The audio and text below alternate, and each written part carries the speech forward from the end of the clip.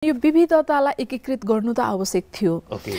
झन बढी संघीयताको मोडेलमा हामी गइसकेपछि त झन बढी आवश्यकता भयो, किनभने हरेक स्थानीय तहको आवश्यकता फरक फरक होला, तर कुन मोडालिटीमा एकीकृत गर्ने भन्ने एउटा एकीकृत कानुनको आवश्यकता महसुस गरिएको कुरा चाहिँ आवश्यकता पहिचान गरेर नै हो। तर दोस्रो पाटोबाट हेर्दा अघि तपाईँले भन्नुभएको जस्तो स्थानीय तहहरूले नै हो विशेषतः कार्यान्वयनमा ध्यान दिने, किनभने समस्याको पहिचान गर्न, आवश्यकताको पहिचान गर्न सबैभन्दा प्रभावकारी सरकार भनेको स्थानीय सरकार नै हुन्छ।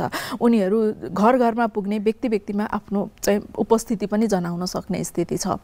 त्यसो हुँदाखेरि केन्द्रले नीति बनाउने र त्यसलाई इम्प्लिमेन्टेसनका लागि आवश्यकता अनुरूपको बजेट छुट्याउने कुरा, यसमा अलिकति प्रकाश सरले अझ बढी भन्नु होला। अहिले यसपालि योजना आयोगले अलिकति क्याटेगोराइज पनि गर्ने प्रयास गरेको छ, पोलिसीलाई व्यवस्थित गर्ने प्रयास गरेको छ।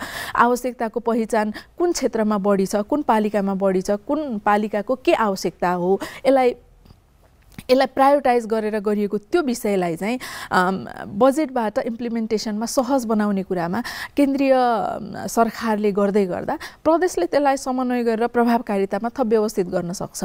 तर मूलत हामीले स्थानीय सरकारलाई जवाफदेही पनि बनाउने र थप जिम्मेवारी पनि दिने, त्योसँग जोडिएको आवश्यकतालाई पूर्ति गर्नका लागि केन्द्र र प्रदेश सरकारहरू चाहिँ सहयोगी बन्यो भने यसलाई प्रभावकारी रूपमा कार्यान्वयनमा लान पनि सकिन्छ र उद्देश्य पूर्ति गर्ने दिशामा अगाडि बढाउने कुरामा थप मजबुत हुन्छ जस्तो लाग्छ।